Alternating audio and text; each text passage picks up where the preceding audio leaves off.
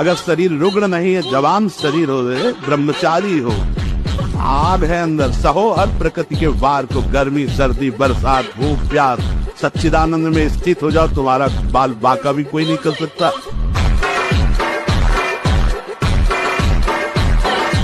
नेत्र का ब्रह्मचर्य सबसे पहले शुरू कीजिए। आपको वो चीज नहीं देखनी, वो बात नहीं पढ़नी, वो दृश्य नहीं। श्रीमद् भागवत में वर्णन है, कोई पशु पक्षी भी मैथुन कर रहा हो, अचानक दृष्टि गई तो मानसिक प्रणाम करके दोबारा दृष्टि नहीं जानी चाहिए। बहुत दृष्टि उठा करके इधर उधर गर्दन हिलाने की जरूरत नहीं है। और जैसे कि कोई टक्कर मार सकता है, देखो जिनको प्रारब्धानुसार टक्कर लगनी होती है ना, वो चाहे जितनी सावधानी से चलो, वो प्रारब्ध आकर के दंड देता है। प्रभु का नाम आपका पहरेदार अंग रक्षक है, कोई बाल भी बाका नहीं कर सकता। आपका प्रारब्ध यदि आया है, प्रभु से पास हो गया है कि आपको ये दंड मिलना चाहिए, फिर मिलेगा। आप निश्चिंत रहिए, निर्भय रहिए। प्रभु का जो विधान है वो मंगल करने वाला है। ये वासनाएं, ये गंदी आदतें आपकी जीवनी शक्ति को नष्ट कर देंगे। हेलो, 15 से लेकर 25-30 तक आपने ब्रह्मचर्य सब नष्ट कर दिया। अब आप केवल दिखाई दे रहे हैं कि मनुष्य है, मनुष्य में अब आपके अंदर ज्ञान शक्ति, स्मृति शक्ति, बल शक्ति, लोक कल्याण शक्ति, वो केवल नाटक भले बोल लो, तुम्हारे अंदर नहीं रह गई है। अगर आप संयम से चलोगे, ब्याह हो, एक पत्नी व्रत ठीक से नियम, वो आप आगे गृहस्थ में भी होते हुए तेजस्वी रहेंगे, धर्मवान रहेंगे, आपकी बात का दम रहेगा। ये जो नया कलयुग का चाल चला है, इससे बचना चाहिए। जो फ्रेंड वाली बातें चली ना, गर्लफ्रेंड बॉयफ्रेंड, ये दुनिया जहर, इससे बचना चाहिए।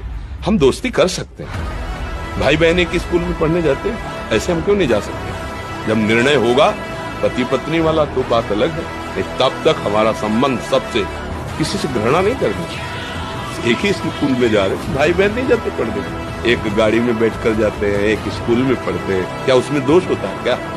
क्या हम ऐसे फ्रेंड नहीं बना सकते? जरूरी हम गंदे बनकर फ्रेंड बने? जरूरी हम गंदा कार्य करें? एक उसकी सीमा रखी गई है।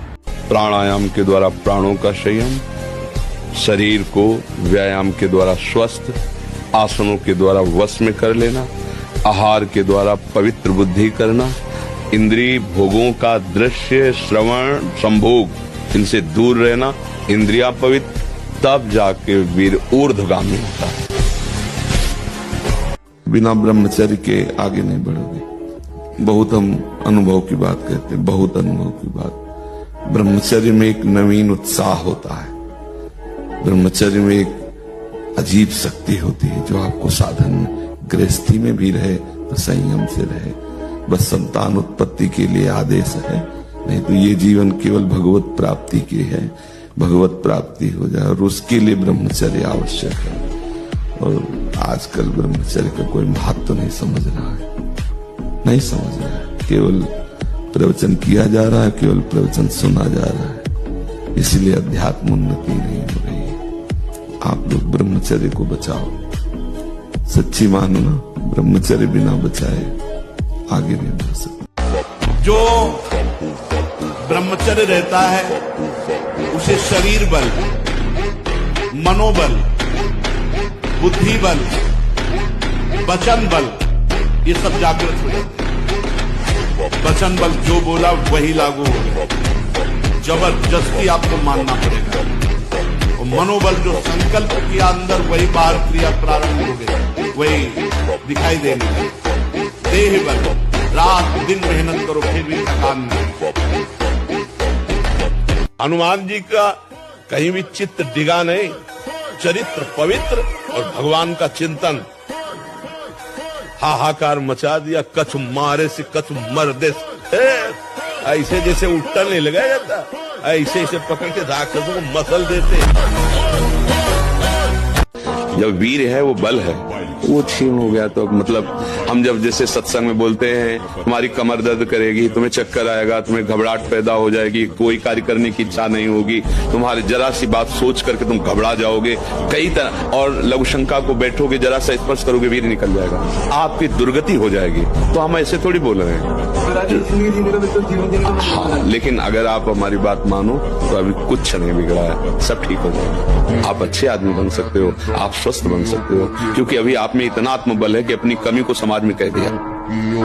देखो, अगर बहुत वैसे सोचो ना तो हिम्मत नहीं पड़ेगी ये बात करने, क्योंकि गंदा आचरण है ना, लेकिन तुम्हारे अंदर अभी आत्मबल है। तुम अभी सुधर सकते हो। यहाँ कोई भी फंसा हुआ है तो अपनी कामना, इच्छा और वासना से फंसा हुआ है। आप अपनी इच्छा, कामना, वासना को शांत कीजिए, आपकी ड्यूटी है।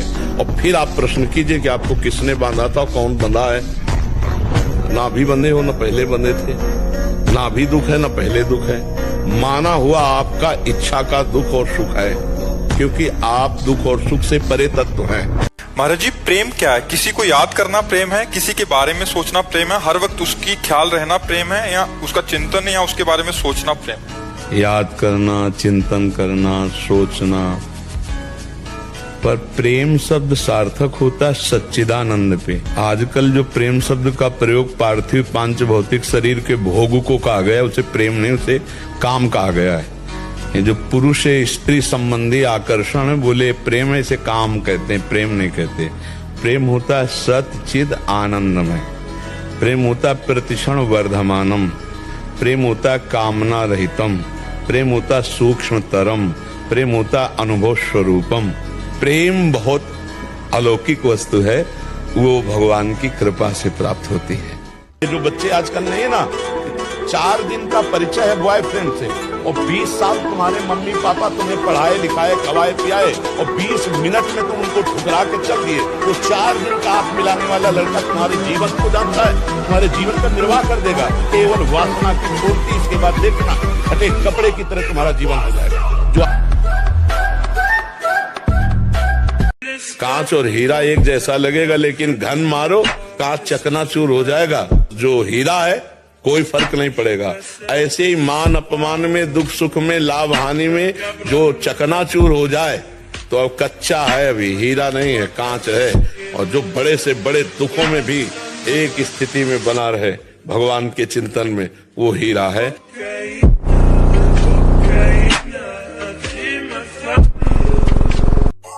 खड़े होने में चक्कर आना, कमर दर्द करना, गांठ दर्द करना, पढ़ाई में मन न लगना, भोजन अपाच्य, भोजन न पचने लगना, चिड़चिड़ा स्वभाव हो जाना, जरा सी बात में किसी को कटु वचन बोल देना, ये सब बातें आने लगेंगी। जो वीर शक्ति का ह्रास कर देते हैं, ये सब दोष आ जाते हैं। कोई भय नहीं, वो भय दे रहा है। कोई शोक का कारण नहीं, वो शोक दे रहा है, चिंता दे रहा है। पता नहीं काम सफल होगा कि नहीं सफल होगा। और जब ब्रह्मचर्य, ऐसा कैसे हो सकता है? यदि एक बार ऐसा हुआ तो 1000 बार मैं प्रयास करूंगा और इस पर विजय। वो मतलब जिद्दी स्वभाव, एक निष्ठा, वो मेन पावर। व्यायाम करो, शुद्ध भोजन करो, शारीरिक शक्ति बढ़ाओ, अभी आप बलवान बन जाओ। बलवान कौन है? दूसरा गाली दे रहा, आप सह गए, उसे बलवान कहते। उसके थप्पड़ मार दिया, उसे बलवान नहीं कहते। बल आप में क्षमा है तो आप बलवान हैं। काम को आप जीत रहे हैं, आप बलवान हैं। लोभ को आप जीत रहे हैं, आप बलवान हैं। दूसरा कोई बीमार पड़ा है, आप उसको सेवा कर रहे हैं, कोई चाह नहीं, ये आप बलवान हैं। जिस समय आपके हृदय में कोई गंदी चेष्टा करने की भावना, उस समय कहाँ गया आपका विवेक, विचार, भगवत स्मरण कहाँ गया?